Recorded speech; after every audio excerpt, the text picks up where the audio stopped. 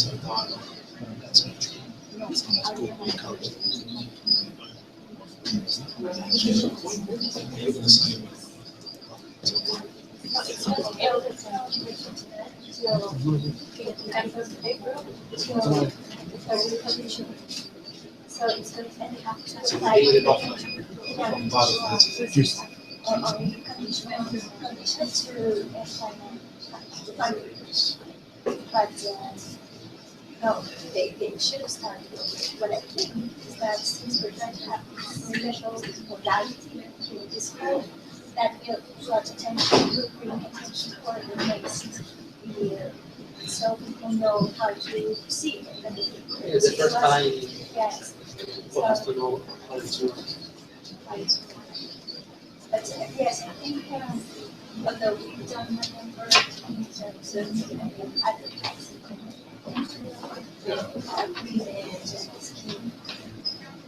we have to work perhaps in a more focused way with certain groups. There's been a few people. I couldn't see it. If you all come last minute, there'll be a flood in the last minute. Actually, It's very special.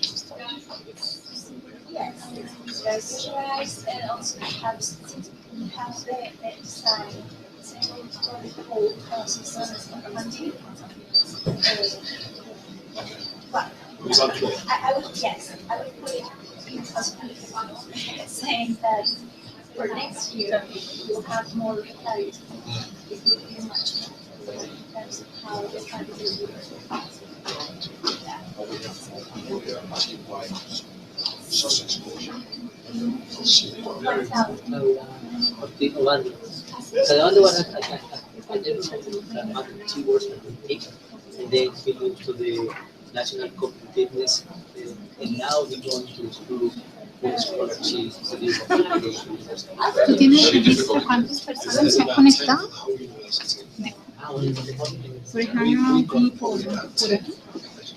por ejemplo, siempre se puede ver cuántas personas se conectan por el Renata y por el Renata.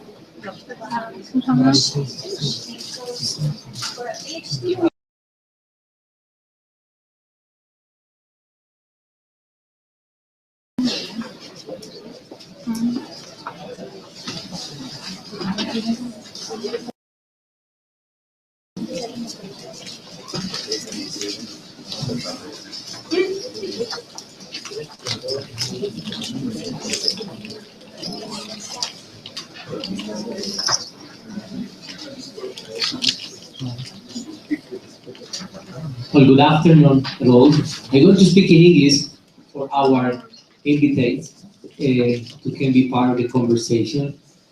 Thanks for everything to be here today. We want to share some new things about an agreement that we have with SPRU.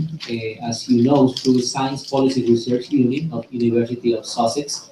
We're one of the leaders, global leaders, in all the research and training of people in science policy, design, evaluation, and innovation management. Last year, we signed an agreement with SPRU to deliver a set of actions jointly with Consensus. One of them is related with all the training of the people of a new unit that we created, Consensus, specifically to design and evaluate the national science technology policy on innovation. All the part of the agreement is that we want that more people in the country have the right skills at the master degree, at PhD degree level in policy design, policy evaluation, management of innovation at SPRU. And SPRU was very friendly with Consensus in Colombia, and they are very open to do a specific agreement with us. To more students from Colombia can go to SPRU and study the master degrees and PhD programs at this prestigious university. And of course, Consensus trying to adapt a new instrument that Johan Schot is going to explain you to improve the scholarship at the master degree level to people who go through the PhD.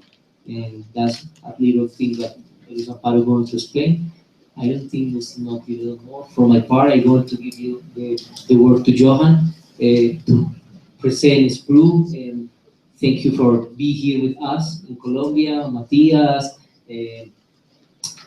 everything of the SPRU people who has a week, intensive week in a training course with 20 people from Consensus and other agencies at the ministry level in the policy design and evaluation. Thank you for being here.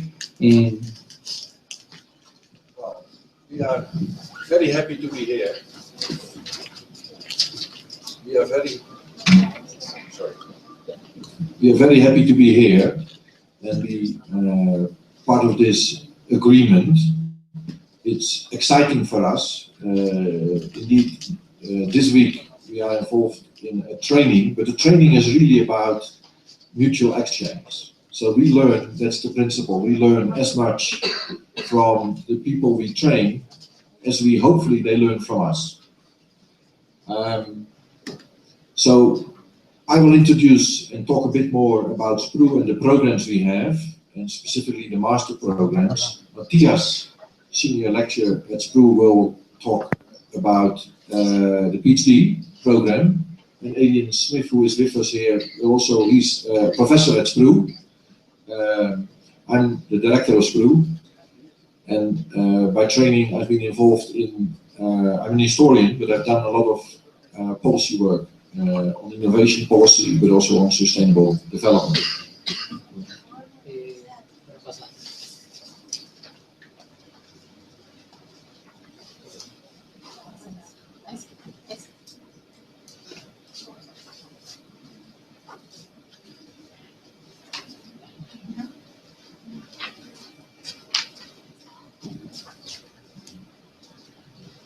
Thank you.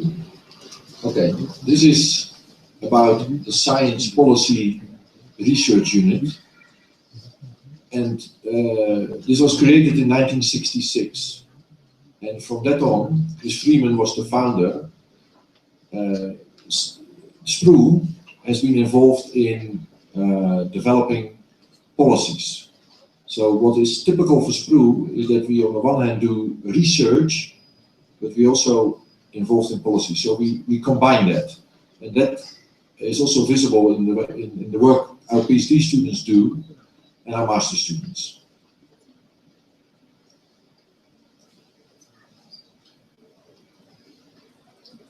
So these are the three elements of SPRU. So SPRU is on the one hand a top research institute, trying to push the frontiers of knowledge in a broad set of areas.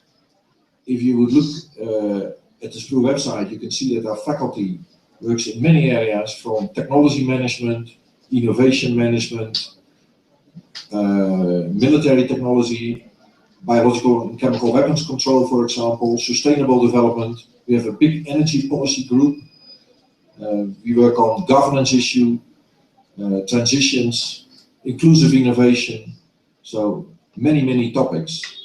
And that's one of the beauties of SPRU, that there are so many topics and professors, 65, and at the same time, although we also work together in teams, and students become part of that. So training the next generation is really important for us. So many people talk about the impact of SPRU through research, but I think the real impact we had was through our graduate programs. So the students that now work all over the world. And when I travel, I always meet them, and I can see that they're really attached to SPRU, because SPRU is also a family. And the research we do is about, we really value is impact. We value excellence, but we also value impact. We try to combine it. Well, this is a quote, you know, it's nice that other people telling you you're excellent. So this is a quote by an important journal on research. Okay, so we have trained a lot of students who work all over the world now. And this is a picture that represents the PhD students that work at SPRU and the countries they studied. So you can see that we also have expertise. We didn't cover the entire world, but almost. And we also have been very active in Latin America, in fact, and there are several Colombian students here who have a PhD from SPRU. So the teaching we deliver is interactive, dynamic. We have 5 courses, I will introduce them, all 5. And the kind of research we do is focused on what we call real world problems. So we are interdisciplinary, we're not interested in disciplines. So if you look at the SPRU faculty, you will see we have people with an engineering background, a science background. I'm an historian, economist. Adrian, what is your background? Engineer. So that's typical for SPRU, but because we are problem driven. Yet at the same time, as I told you before, we want to do leading edge academic work and involve the PhD students in this. But we also want to deliver change. So we have 5 programs. The oldest one is Science and Technology Policy. So this is about, in a way, the heart of SPRU. It's about how to do science and technology policy, the various instruments, but also how to think about the policy process, research evaluation. So this was created already in the late 70s. Then we have an MSc on energy policy specifically. And there we focus a lot on low carbon future. So how to stimulate alternatives.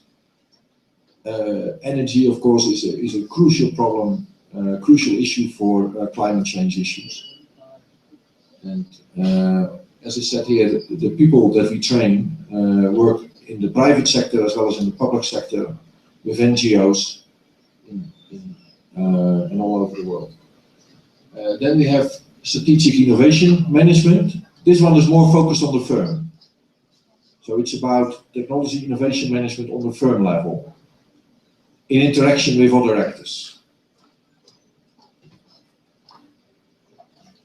This one on sustainable development is focused mainly on development. It's less focused on the Western Europe. So we have people here teaching in development, economic development and sustainability. But also looking at all the social issues. So how can you deal with some of the, for example, inclusive innovation? How can you deal with poverty? How can you deal with inequality through innovation? And then we have one on project management. And here the focus is not the firm, but large-scale projects, infrastructures, for example, risk management, and all the socio-economic issues involved in managing these projects. So these people can work anywhere in companies, in governments, where they need to manage these large-scale projects. there's a lot of academic support available for students. This is about, typically in SPRU there's a lot of contact with students. We value that. We see also the students as part of our team. So we want to work with them, and their research matters to us. Well, here you find a quote about the classroom environment. It was friendly and learning was kept interesting by means of various activities and exercises. And this is also what we did this week in the training. So the training is not just us lecturing, but we do a lot of group exercises. So it's very interactive. But this is about the entry requirements. You can find this on the web. Of course, there's an entry requirement. There's one about English, because the teaching is, of course, in English. But there's a lot of help available if you're interested, and we are here to talk to you afterwards as well. Well, this is a quote by a Colombian student that graduated in 2015, now works in Medellin. So you can read it. So she did project management, and she was very pleased with studying with us.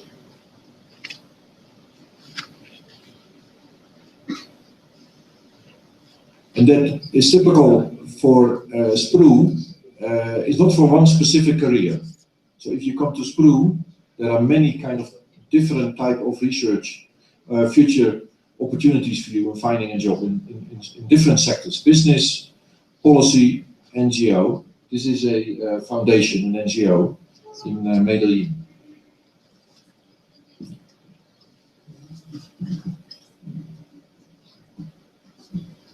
Okay, so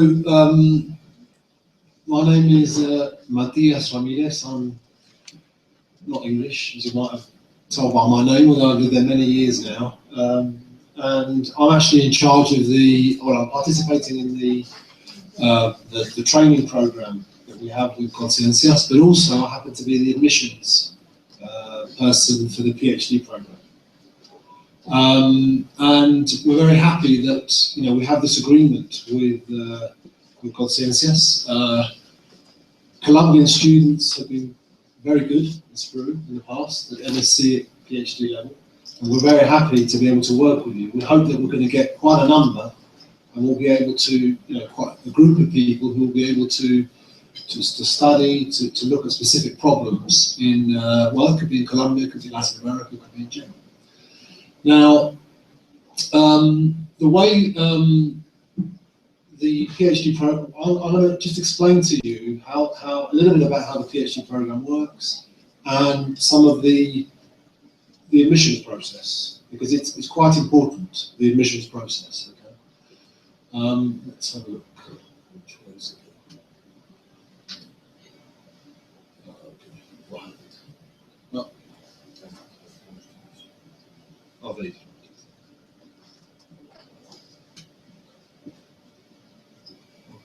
Which one? Which one is you?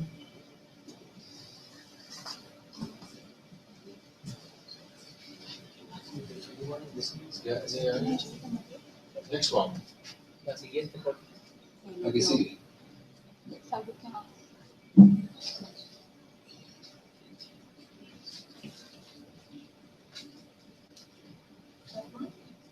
Next one. Okay. So, what is a PhD? Next one.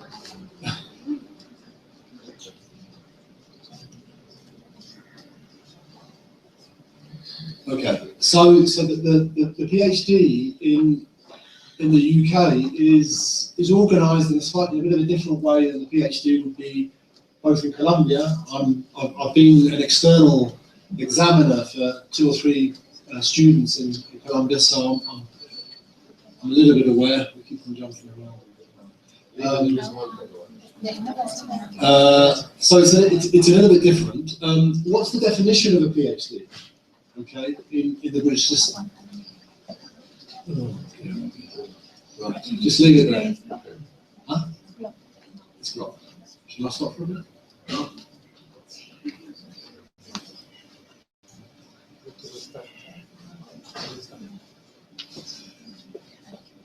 Well, I think I know what was on there. So a PhD in the UK is defined as a, quote, significant contribution to knowledge. Okay, that's the definition. Okay. So by knowledge, what do we mean? We mean a body of knowledge, which is usually defined somehow in the literature. So it could be, you know, if you're looking at energy, it could be a specific approach to energy. If you're looking at inclusive innovation, it could be sort of a literature on that. And by definition, what you're going to be working on, your proposal is to try to take that forward a little bit. That's what defines a PhD. And the process, and that's essentially what the process is with the supervisors, trains you to try to define that. It's quite a, it's a long process in that sense, in which you work with supervisors. Why would you want to do a PhD? It's probably minimum 3-year process, sometimes between 3 and 4 years. I think it's very relevant, obviously, if you want to go into academia. Okay, a PhD is really essential. Increasingly, not only in Europe but in Latin America as well, you need to have PhD. If you want to go into policy, maybe not essential, but certainly if you want to have a higher level impact, if you want to understand, analyse, etc., it's quite important. And higher level institutions. Okay, international institutions, multilateral institutions is quite important. And maybe just because you love doing research. I entered academia not necessarily with a clear career, to do a PhD, not with necessarily a clear career focus in mind, but just the ability to have 3 years to be able to read, to be able to study, to be able to do research was for me a liberation in terms of my time, and that's why I wanted to do it. And for all those reasons which I gave before, doing a PhD would be a good idea for you. But you have to think carefully, because a PhD is not a sprint. It's not a sudden, sometimes people say, I want to get this out of the way in a couple of years. It's a marathon. It's a long process. It's a study. And, it's your life. It's 3 or 4 years from your life. So you have to really want to do it, I think, because it's obviously a big investment. Okay. The other thing about the UK PhD system, which is quite different, as far as I know, to anywhere else in the world, is that really 95% of the PhD is based on an oral examination at the end, where you sit down with an external examiner and an internal examiner, and you have a conversation about your PhD. Okay? There are two courses, modules we call them now, at SPRU. One is a sort of introduction to statistics. It's very basic, not beyond anyone in this room, I assure you. And the other one is the research methods module, which is, it's really something to support you. So this isn't really about, you have to pass that, but that's not really so significant. The real significance is in the oral examination at the end. Okay, so you work towards that. Okay, and that's really 100% of the assessment. Right, I don't know whether to touch this or not. Let's see. Okay, right. So so in SPRU, you basically work with 2 supervisors. Occasionally it's 3, but usually it's 2.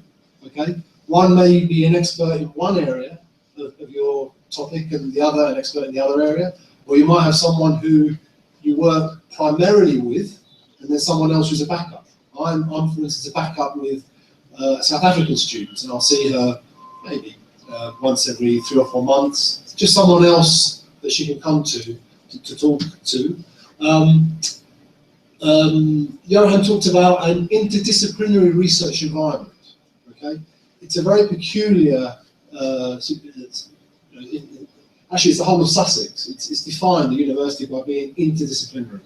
So it's very different, and that's, our professors don't, and our lecturers, they don't belong to other faculties like you might get in other innovation institutes, where somebody might come from economics or somebody might come from history. We are our own department. and it is a really thriving environment. Adrian's going to talk about this in a minute, and the other thing is that all students will have an annual research committee meeting. So you'll sit down with two of our faculty, and you will talk through your progress. Okay, so that's something else. The PhD community, we have something like, at the last count, something like 65 PhD students, and then another 15 who are in the process now of just preparing their Viva examination, just the last. So that's the idea of the numbers. Very international, very mixed from different places. The 1+3, that's another thing which I wanted to tell you about. You can come, actually that's wrong, it should be the 3 or the 1+3. The 3 is basically when you will be funded for 3 years, okay, from Conciencias to do that. So in that case, we'd expect you to have had an MSc probably beforehand in a social science topic. Remember, we are a social science body, not a natural science. And have some idea of social science, some training in social science. But as Johan said before, many of our students come from non-social science backgrounds, from STEM, from science, from engineering, from maths, etc.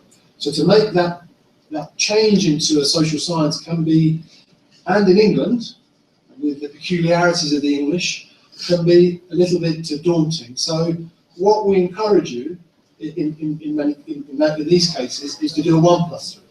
So you apply for the PhD like anybody else, but rather than going straight into the PhD where it's self-study, you do 1 year of in effect an MSc. Okay, you do the MSc, you go to the module, the courses, you write the essays, you do a dissertation, and at the end of that first year, you'll be in a much better position to know perhaps what you want to do, to be accustomed to the UK system, to know SPRU better as well.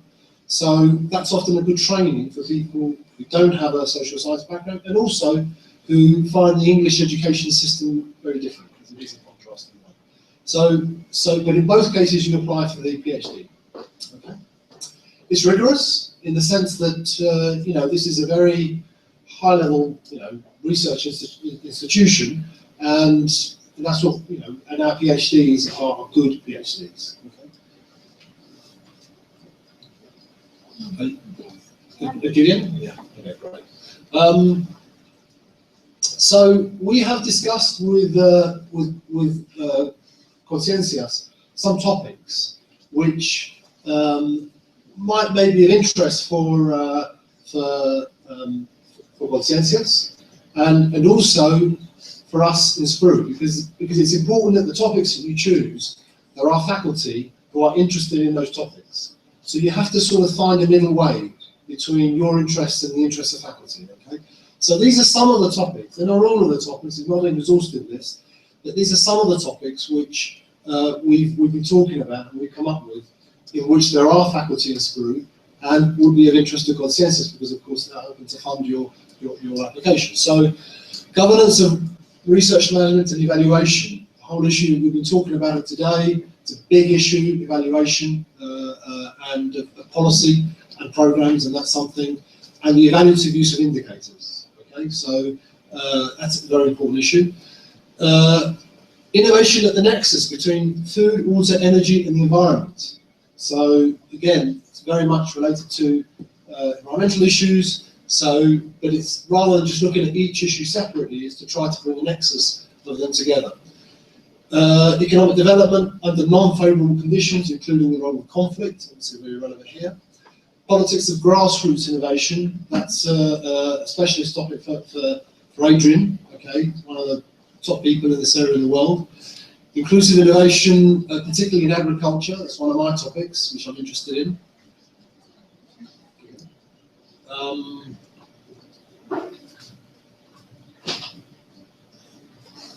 Okay, regional innovation and development, again, very relevant topic in Colombia. I'm particularly interested in that. Energy access, inclusion, innovation. Johan said we have one of the top energy teams in the UK, maybe in the world. You know, it's very, very active, and lots of people working in a similar area, and that's good, because then you've got lots of other people to talk to, so that's very important. Knowledge and politics of smart urbanism, that's the sort of idea of the smart cities. Social innovation, energy policy, cities, transformation of the energy sector, transitions to low carbon residential buildings. So a lot of work on sustainability. Okay, that's something that you might want to, if you're interested, you'll be in good company. Right, so what about the process of admissions? Okay, now this is really important. Okay, my advice to you is don't just send your proposal. You've got a good idea, send it. Okay, see what happens. My advice to you is to engage, if possible, with some faculty, through email or something, through some of the SPRU faculty, because the people in the faculty in SPRU, welcome PhD students, and they're happy to receive, to talk to people, but they're even happier if it's close to their areas. Okay, so we don't have a policy where people are forced to take on PhD students. So if you have faculty members which have a research interest and they've got lots of work going on, ideally your topic will sort of feed into that research agenda. So my invitation to you is to think about what you're interested in. Look on the website to look at the interests of the faculty, and maybe just sort of send maybe a couple of pages just through email directly, saying, I'm interested in this. Is there something that, put some references on there so we know where you are in the sort of academic literature map. Just ask whether you'd be interested in. They hopefully will send you some literature back. They might send you a couple of papers in the area in which they've written. And then you might adjust your formal proposal on the basis of a little bit of a dialogue. And that what happens is that when you send your formal proposal, which I will receive, it's been worked on a little bit. And also, when you do the proposal, there's a little space where you put suggested supervisor. So I know who to send that to. And then that will go to that person, and then that person knows about you, and then they can perhaps know of other people in SPRU, because you do need two supervisors who can jointly supervise you. So just sometimes a cold application has a less of a chance of getting in. What else? Your proposal, when you do send your proposal, if you are interested in a PhD, make sure you have a clear research question, the literature to back that up. Try to be focused, because if your research question is, I want to make, how do I make Colombia the third most important innovation country in Latin America, it's very difficult. You're going to get the answer even in 3 years. Okay, so what aspects of, so is it doable? You have to narrow down, you have to look at that and think about suggested supervisor or supervisors. You can engage with more than one. Okay, try not to send it to all the faculty, because everybody will be thinking, well, what's going on? So try to focus a little bit. In terms of the admissions, then once I receive that proposal and I send it to someone, if there's somebody interested, we will organise an interview, a Skype interview, unless you happen to be there, but probably a Skype interview with usually 3 of us there, and then the decision is taken almost immediately. Okay, it's very quick after that. The long process is in the preparation. But once you've got the interview, it's almost straight away. Yeah, okay. Right, I mean, we talked about this. International students and faculty from 100 different countries. Yeah, it's just sort of, there's a quote there, a nice quote from a guy actually who's now a member of Parliament in Ukraine. I'm not sure which side of Ukraine, but he went to SPRU. He's actually one of my students on the module which I did. And we have people, who have afterwards taken very high and top positions in the research councils of different countries. It's a very impressive effort.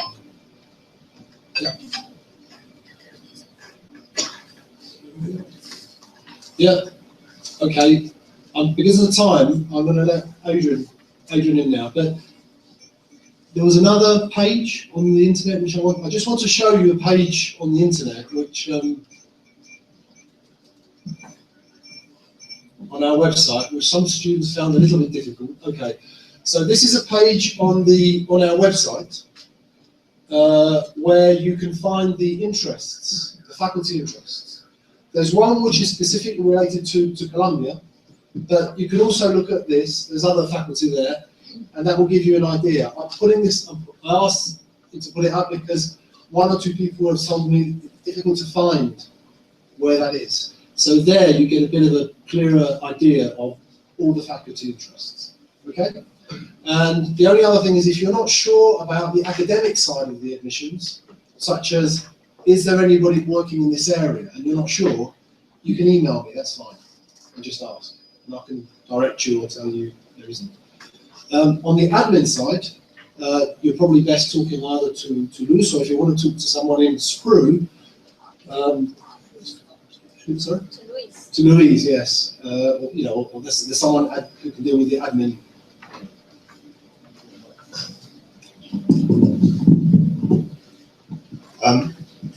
Good afternoon, everyone. Thanks for coming, either in person or online. My name's Adrian Smith. I'm a researcher at SPRU. I also did my PhD at SPRU many years ago now. And I supervise doctoral PhD researchers as well, which is one of the joys of the job there. So I thought I'd just try and say a few things about, beyond the sort of formalities, if you like, try and give a bit of an impression about what it's like being a PhD researcher in SPRU. Now, as Johan and Matthias have already said, we're a very international and interdisciplinary department, problem-focused. And that means we need to be always open to new topics, new concepts, theories, new methods, but also maybe extending those that we're more familiar and comfortable with. And a major source of dynamism and input to those processes are our PhD researchers. And I say that simply to kind of really underline the point that Johan was making, that the PhD research community is part of the SPRU team, okay? And we try to be as horizontal, if you like, as it's possible to be in this joint endeavour of trying to solve problems, develop understanding, new knowledge, and so forth, okay? And so, as well as developing with your supervisors and the wider SPRU faculty your research project and building towards your thesis and becoming a PhD, there are other ways you can get involved in the life, the intellectual and social life of SPRU. So, in terms of research, because you're a valued, I mean, a lot of our research projects don't run for 3 years. They may run for a year or 2 years, 6 months, sometimes only for a month. Whereas a PhD researcher have 3 years to really get into a subject, and that's really valuable, you know. And so we look to that often, yeah, as people who can really get to know their topic in a way that some of the shorter term research projects that the faculty are running do not permit sometimes. So PhD researchers collaborate with us in organising workshops and seminars. We have a weekly seminar programme where PhD researchers and faculty and visiting academics present their work, as well as a Friday seminar series, which is for external speakers. But that Wednesday series is run, you know, and participated in by the PhD students. PhD students have opportunities to go and speak at academic conferences in the UK, in Europe, internationally, just as the faculty do. Okay. There are a really important institution which has been going for 17 years now, is the SPRU D-Field Days. This is a 2-day conference that the PhD researchers organise. And PhD researchers come from other universities, mainly from around Europe, to participate in that event and talk about their work, The faculty are also there, you know, commenting and listening and learning with them. And then there are also, as part of that DPhil Day, activities around sort of methods or addressing some of the challenges and issues that we all face as researchers. Okay? Whether we're training as PhDs or we've done that and we're established researchers. There are opportunities to join into the teaching programs at the graduate level as well, maybe helping to run seminars, or maybe your topic is very interesting and relevant to what's being taught by students. So there are opportunities to join in there as well. Hopefully you've also seen and got the impression that we're very much engaged in our research in public and policy life, okay? So we work with policymakers, we work with businesses, we work with civil society organisations, and try and, with them, help them to be more effective in developing societies sustainably. And therefore, as a PhD researcher, you can get involved in some of the activities we organise for that. So that's, again, running workshops with practitioners. Some of our researchers have applied and taken up internships or visiting opportunities at practitioner organisations. So people have spent a period at the Parliamentary Office for Science and Technology, for example, or with government departments, or with businesses. And then in some of our communication and outreach activities, writing blogs, for example, using social media, reporting on our research, engaging in debates that are out there in the public at the moment. It's all things that you can get involved in as a doctoral researcher. And then there's just the general kind of social and cultural life of being at SPRU, but also being at the university that's near, you know, in Brighton, in Sussex in the UK.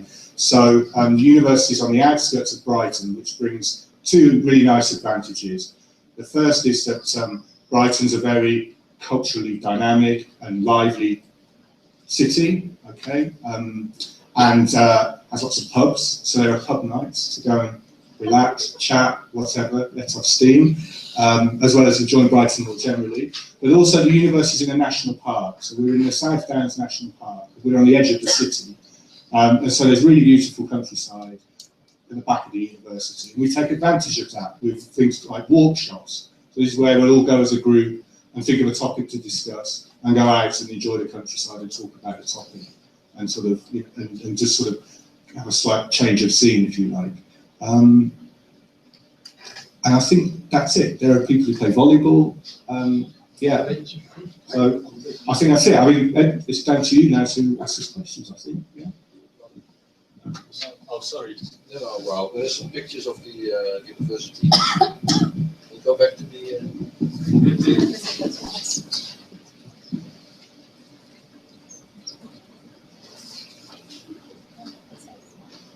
Because Adrian forgot to tell that it's also close to the seaside, which was for me a big attraction. So you see the countryside, the beach.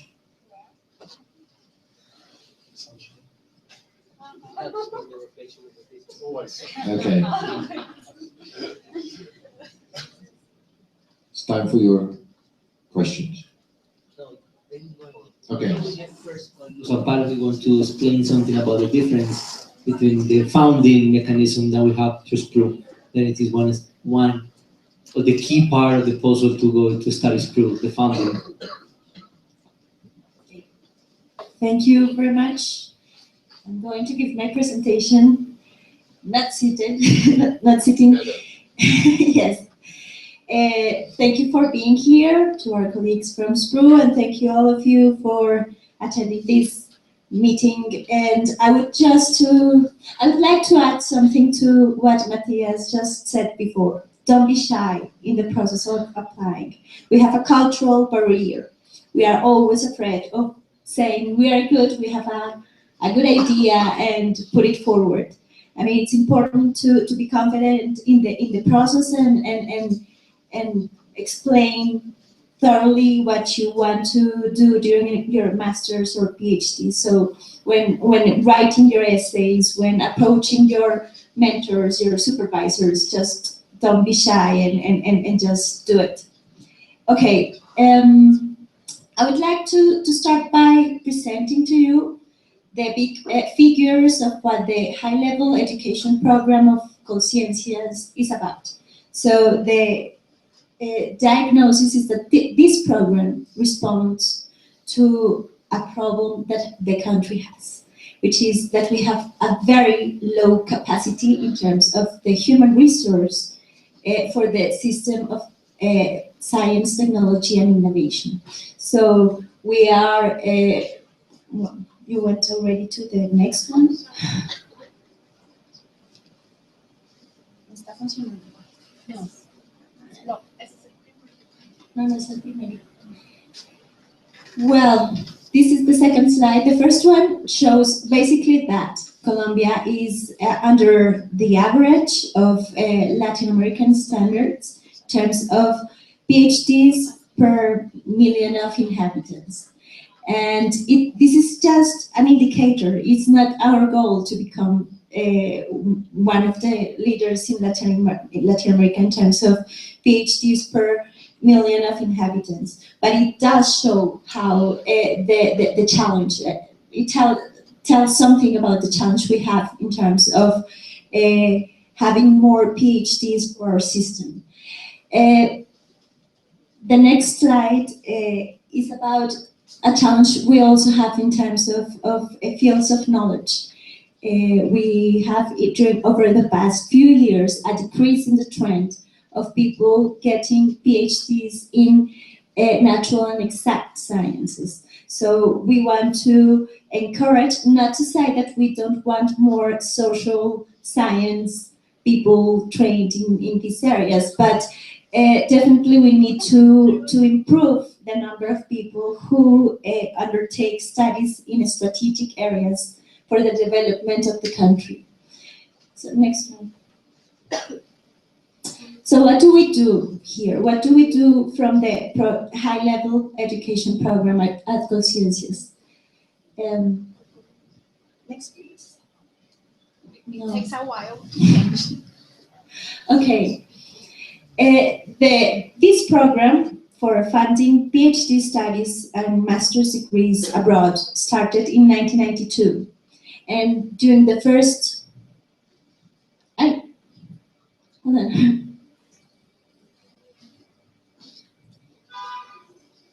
Oh. ¿Estás moviendo?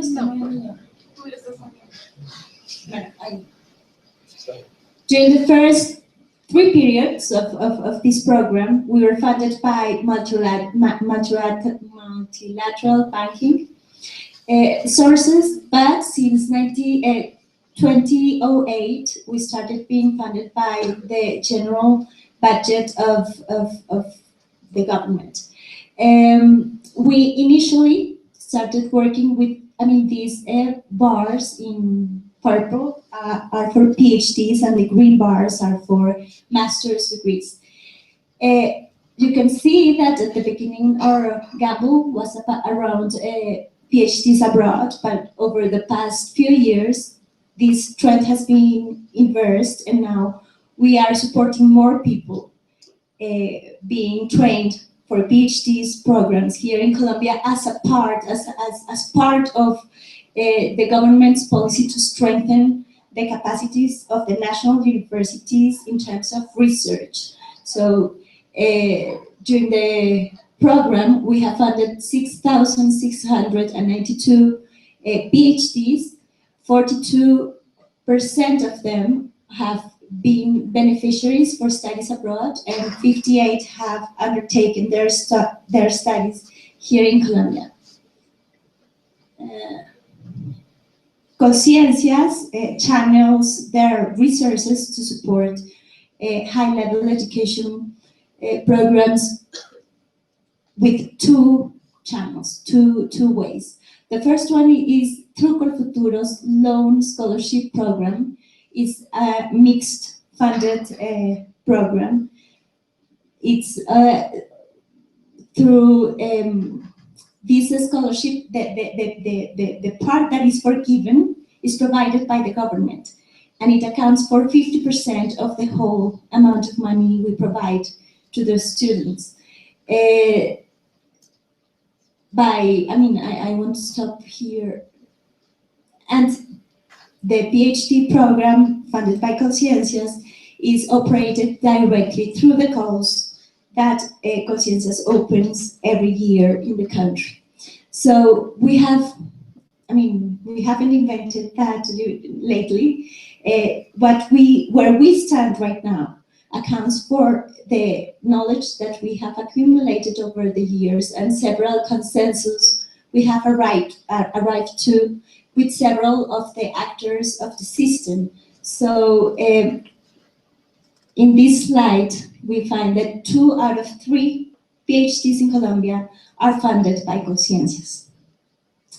There is a consensus in the stakeholders assessing the impact of human capital education in the context of STI right now, and this relationship is evident. So, and this is important because it's not only the national government that provides the money and the funding to support this gamble for PhD studies abroad and in Colombia, but also now the governors and the territorial governments are also very engaged in this vision of importance of this kind of training. We are trying right now to structure our bets in terms of the needs, of the strategic needs and problems that the country has. So we are undertaking also very important intersectoral and articulations with other government institutions and actors in the country to find out what are the problems that are able to be solved through training, high-level training and research. In this view, we are working in partnership with many actors. You are one of them, and SPRU is one of our partners in this process, but we also work very closely with Fulbright, with the Newton Fund, and several universities abroad to walk this path. This slide shows what the destination countries are for our beneficiaries in the period between 2011 and 2014. 29% of our beneficiaries go to US universities. 70% go to the UK, being the second destination to our students abroad, and 50% go to Spain. So this is like the main country destinations where we are going. We are also trying to improve the numbers of people who go to universities in USA and the UK, basically because out of the first 100 universities in the Shanghai ranking, 51% are American and like 17 are British. So the best universities in the world are located in these 2 countries, and we would like more people to go to these destinations. What are our intentions in the call we are opening this year? Actually next week. The first one is to strengthen the capacity of independent knowledge production of the country. The second is to strengthen the quality of Colombian PhD programs. And the third is to focus the limited government resources in strategic knowledge areas to impact the development of the country. So these are our vision, and this is to share with the people who are interested in being funded. It's not just because you are clever and you have actually academic merits that we are supporting you. We are trying, this is public resources, state resources, and we are trying to address the main problems of our country through this support. So what are the funding options that are available with Conciencias' resources? For master's program, you can apply to the Colfuturo Scholarship Loan Program, and the terms and conditions are in this webpage. It's open actually until the 30th of May. Yes. What are the application requirements? Be Colombian being a Colombian citizen, to have a bachelor's degree, be proficient in a second language, particularly the language of the country where you are going to undertake your program, be admitted or carrying out an admission process at SPRU. And the benefits you would get in this context would be that Conversatorio will fund the tuition fee and health insurance, plus the airfare and accommodation, books and computer, for a maximum funding by beneficiary of $25,000 per year up to 2 years. So in the case of SPRU, most of your masters are 1 year. All of your masters are 1 year, so you would be funded with $25,000 in that case. The condition is, that this is a loan granted in dollars, in US dollars, so you will always have to take that into considerations in order to make your budget. The funding is a 50% forgivable educational loan and 50% a loan, so you would have for sure to get back 50% of the people of the funds they provide you.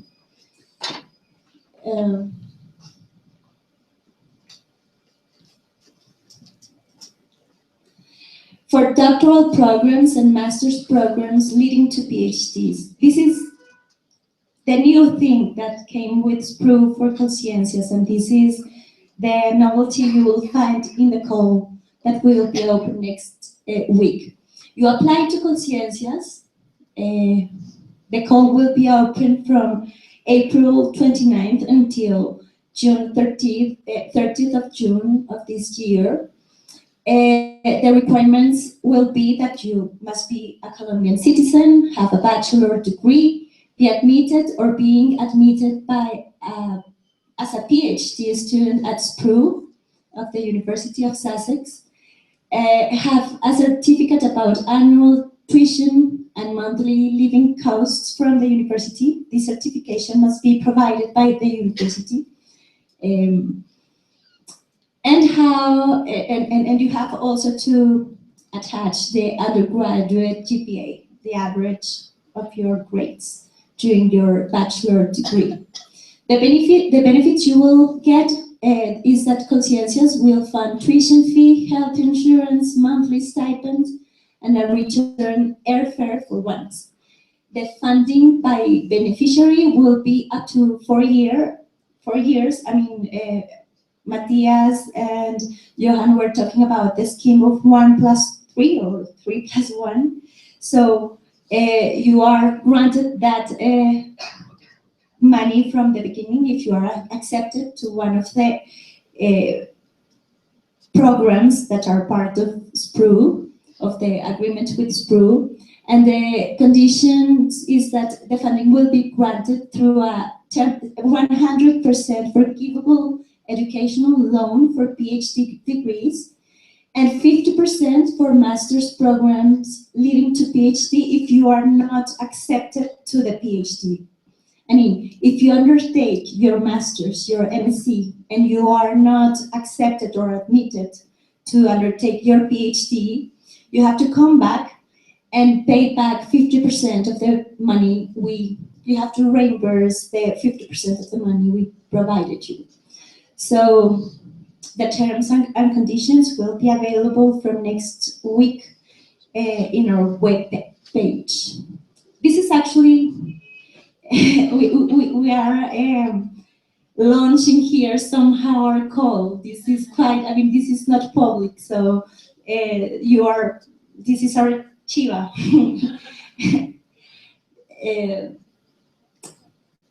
The annual call for studies abroad is the one that will be launched next week, and we'll have two options. The first option is open to undertake studies in a university located among the 500 top universities in the general academic ranking of Shanghai. And the second option will be open for master's programs leading to PhD at SPRU, the one we are talking about, and also at the Bloomberg School of Public Health at Johns Hopkins University. Since we are trying to focus our resources and our efforts towards things and problems that are strategic to our country, we are starting this year with these two sorts of pilots in this scheme. The funding will be granted according to the country of okay, for the first option, this year we are changing the rules because before we had like a ceiling, an amount that was fixed for everybody, regardless if you were going to the UK or to Argentina. That implied totally different living conditions in terms of the stipend. So now, and that's why we are asking for the certificate of the university in terms of the tuition fee and the stipend they need to live in the particular city where the university is located. And from there, we are going to provide the money they need. So that is more rational in terms of supporting adequately when people go to better places, probably, I mean, not better places, to more expensive cities where probably universities are more expensive, but are of better quality as well. If you see, I mean, we have studied thoroughly the types, the universities where our scholars go to undertake their PhD students, and we have this assessment of not having enough funding to go more, for example, to UK universities. So with this scheme, with this change in the scheme funding, we intend to encourage people to go to these kind of universities as well. At least the funding won't be a problem. That's the idea. The funding shouldn't be a problem. So 20% of the resources will be granted to students going to SPRU and the Bloomberg School of Public Health, up to 20%, okay? So this is our schedule right now. The call opening is on April 29th. It's closing on June 30th at 5 p.m. This is important because people always leave the application for the last minute and they send it on the 30th, but at 7 o'clock, and it doesn't work. The publication of the preliminary list of eligible candidates will be in August 23rd. The request for clarifications on the eligible list will be on August 24th. The reply to the clarification requests will be on the 30th. And the publication of the definite list of eligible candidates will be on September 16th. So with this timetable, we intend also to make sure they will get the funding, people starting in the fall this year. Usually, I mean, we have some gaps in the timing of our funding, but this year we are trying to make sure, even if you start earlier, we can get them the money to start their studies in the fall this year. So this is basically it. I don't know, questions will be welcome to be answered by the panel now.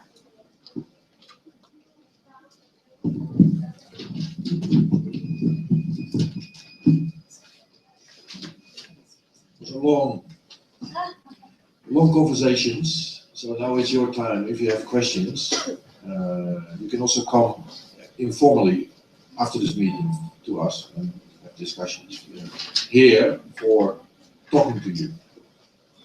So who wants to be first? Or are there no questions?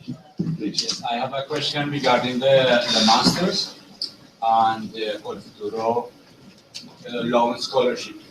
Is there an extra benefit? Thank you. Is there an extra benefit for applying to SPRU in the Conversatorio call? I mean, because as you presented it, the loan scholarship for applying to SPRU is the same as for applying to all universities. So I was thinking maybe on a tuition fee discount or some special benefits.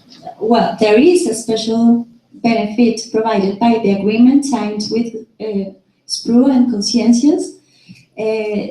The university provides 20% of discount to the Colombian students that go to these programs, so it's already implied. But I would say that if I were interested in going to do a master's at SPRU, I would apply to the Conscientias school. Because it's going to be 50%, I mean, the conditions are going to be equal. We are not going to provide only the $25,000, but the full tuition fee and everything. And if you are accepted to undertake your PhD, it can be 100% forgivable. I mean, if you start with a master's and you are accepted to the PhD and you complete your program as a PhD student and get your title, get graduated, you come back and comply with the other conditions to turn the loan into the 100% forgivable loan. So it would be free. You wouldn't have to get back anything.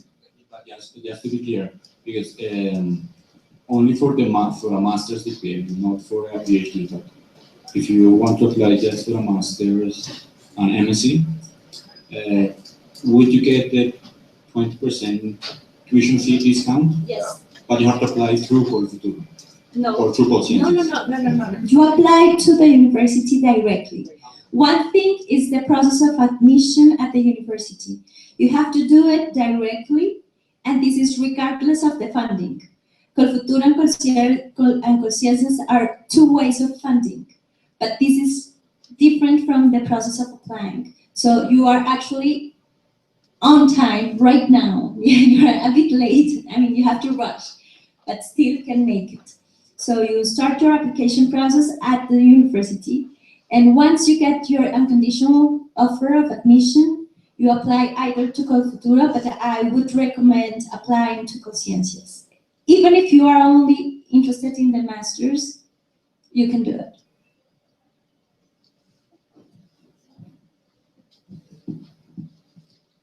So are there a rounded admission in SPRU or a deadline? No, there's no deadline on our side. It's continuous. The program starts But the program Yeah. starts in September. Yeah. We start late September, but given that you have to do the process here in Colombia, get the visa and everything, I would say if you're considering it, apply as soon as possible. You can still apply, but you have to bear in mind that the Conscientias call closes on June the 30th. So that is important, but it's not, because it's not only getting the admission at SPRU, but also getting the funding here. So it's possible to apply for admission, but start the next year? Start the studies in Nigeria? We wouldn't support that. I mean, you have to start this year, this academic year. If you apply to our call this year, you have to start in the fall this year. But you can always apply. You have to do it, Adrian. Just apply. I have a question online. How long the admission process it would take? How long does it take from the People want to ask questions in Spanish, it's possible.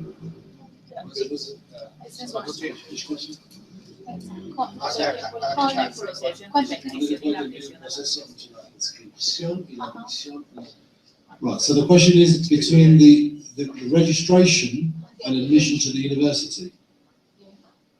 Maybe it's about the admission letter. Oh, it's okay. So that's once.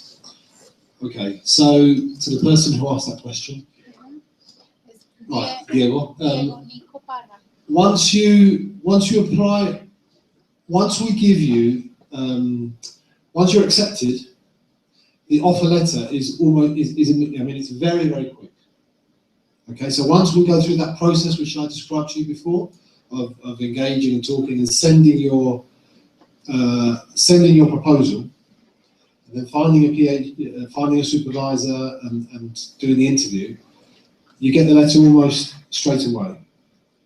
The slow part is getting you the supervisors, and unfortunately, that's really on our part, and we'll prioritise this because it's only 2 months. So we will prioritise applications from students from Colombia who are looking for the conciencias. But it can be a little bit, we'll be as quick as we can.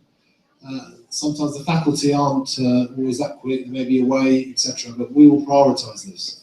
But what is going to be difficult is if you apply, let's say, if I receive your application, let's say on the 20th of June, and then we have to go through the process of finding you a supervisor and the whole thing, and then you have only 10 days, it's going to be very difficult.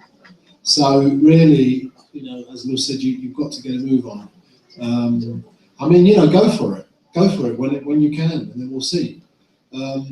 For example, if you do take a little bit longer to find a supervisor, to do a good application, if I receive an application and there's a named supervisor on there, and that supervisor knows you, on the same day I will send it to that supervisor knows you're applying, we'll get the interview done, we can do it very quickly, and then it's possible. The trouble is, if you haven't set that process up before, then it can take a bit longer. Yes, what would be like a pipeline to make it faster, like fast track it for this? It's actually, it's what I described before. The bottleneck is if you have a topic which has, there's got to be we have to find someone, and then it's got to go back, and so, if you can engage with people there in SPRU as much as possible, do a good application, then it can be actually very quick. Yeah, you can also look at the faculty interest and say to a specific faculty member, right, whether you're interested in working with them on their research topics. So if you're unclear about your own topic and you have a kind of broad interest, you can work with a faculty member in developing a proposal. That's true, absolutely true. Although I would, because some may reply, well, send me your proposal. So, try and put down a few words about what you're interested in, and things like that, with a few references, etc. Question: what is the minimum level of the English test? 6.5. 6.5, and I think you have to get, the average is 6.5. Yeah. And there's a secondary condition as well, isn't there? You have to get 6.5 at least on each of the six on each of the different elements. So your average 6.5, and you have to get at least 6 on the different bits. Do you have any question? The living costs in Brighton.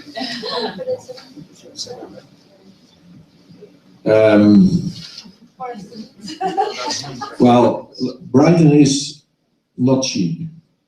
It's the UK, and Brighton is close to London. That makes it more expensive. But of course, there are ways. I think perhaps Claudia can talk about this because she was a master's student in Brighton. Do you want to talk about this, or? I think it's it depends. If you are alone, then it's about, I think you can set up a budget of £1,000 per month. Yeah, if you are alone. If you've got family, then you need to provide at least £400. I don't know. Maybe you can survive with less, but it's difficult. Yeah, and you also have, of course, depending where you want to live. If you want to live in the center of Brighton, more expensive. Yeah, that's. But But you can also live outside Brighton. And also the university can provide you can apply for housing, for accommodation at the university. And I think it's easier for a young student to get accommodation at the university. But Andrea, I mean, different from Colfuturo, there is a fixed amount of money. What we're going to provide here is a funding according to what the university certifies. So you wouldn't have to be worried about that, because if the university says, listen, to live reasonably here so you can focus on your studies, you need 1,200 pounds, we will provide that. So that's important.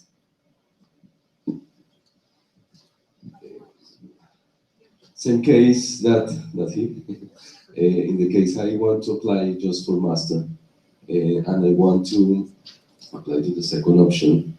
In the process with the university, have to apply to PhD or to a master? No, you cannot. Most of these programs are 1+3, right? If you want to do an MSc, then apply for an MSc, that's fine. 1 year, that's fine. The trick here is the conscientious funding. Yes, okay. Let me just say what I was going to say. If I answer your question, good. If not, no. So you can apply just for an MSc. You can apply also you can apply now for a 1+3, which is in effect you're applying for a PhD. The normal process of application for a PhD, except that if everything goes well, you get an MSc as well. Yeah? And the reason for that I explained. Yeah?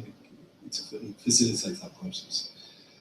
What I'm not sure is, presumably if you apply for an MSc, just an MSc, and then once you're there you think, you know what, now I want to do a PhD, what happens there? You're coming up with...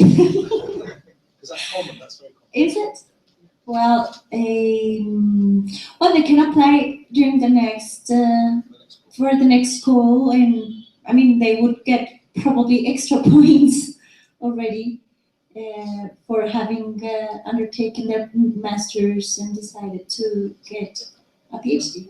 What happens if they apply for the PhD and do the master and then decide to stop? Do they get the conscientious conditions then?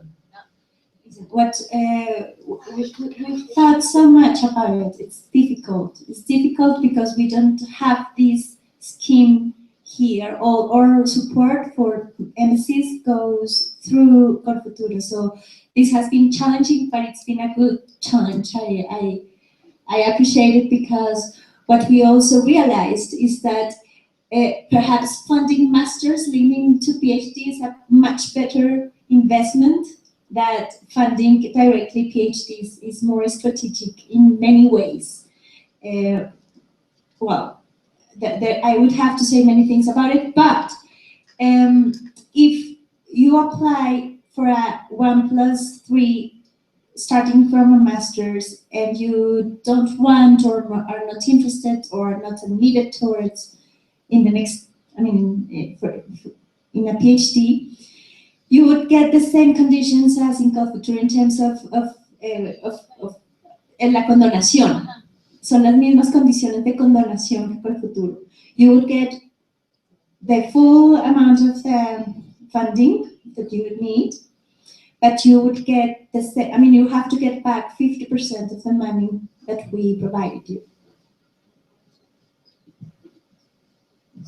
Just returning to the question about living expenses, if you go to the internet and look up living expenses, University of Sussex, then there's a breakdown of how much it costs to live in Brighton, using accommodation on the campus or outside. But I think it's around, they say about £200 per week. So I think what Claudia was saying about £1,000 a month is probably accurate, yeah.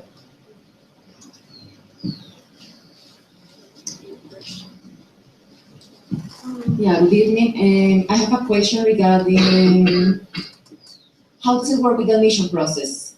Is the admission process only to SPRU, I mean, so I send my proposal, then you read it, you find a mentor, I do the interview, or do I also need to do some other kind of processes like sending my English test, sending my records, all these things. So is this process, this process be done in 2 months? Yes.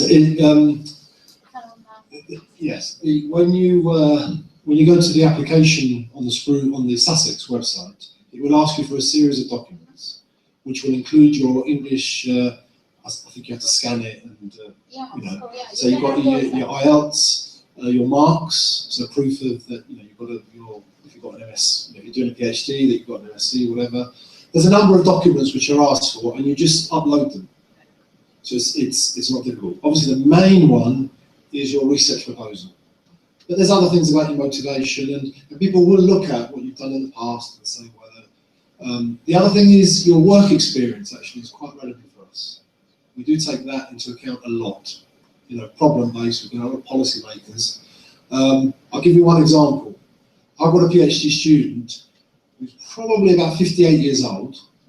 He did his undergraduate about 30 years ago. And he did an MSc, but the main thing was that he had an enormous amount of very valuable experience, running sort of local networks, fantastic, and that made a difference. We're quite flexible, we take it on a case-by-case point. If you've got policy experience, work experience, for a place like SPRU, it's nice. Thank you. Another question, Madame, this is for Conciencia. So, how much is the budget for this call? And how many people are you expecting to support? You said 20% for SPRU and Bloomberg. So how many people are you expecting to? We have a goal of 112 beneficiaries for the call to undertake studies abroad. 20% of them, we expect them to go to up to 20%. This is a ceiling. It's nothing but a ceiling. If we don't get that demand, we would get that money to the people from other universities. But up to 20% of the resources would go to these 2 agreements, and we will try to get more agreements of this sort signed over the next year. We want to make strategic studies. I mean, we need some strategic interventions in the country, and we realize that in terms of the capacities of the system, what SPRU offers is very, very relevant for the development of our country. So these kind of relationships will be strengthened over the next year, few months. But we really encourage you to apply. I mean, it's a bit late, it's a bit of a rush, but this agreement really is worth it for what the country, we understand, needs, seriously. And the amount of money, listen, as I told you several times, we fund fully the stipend, we fully support the payment of the tuition fee, the flight, airfares, and health insurance, exactly. So we cover everything, basically. That's something that changed. Before, we used to support with 400 million pesos. It was the support for last year's call, but with the devaluation and everything, it was quite difficult. So we are also changing the rules to define the amount of money for each person. It's not universal, it's not an homogeneous amount of money, but it will depend on the university you're going, the stipend, and the particularities. I think that's it then. No further questions from the web. If you've got any other questions, you can come and talk to us. Okay, thank you very much to our guests, and thank you very much to all of you for coming. Yes, and thank you for the people streaming, and for your very valuable questions and your participation. Thank you very much to everybody.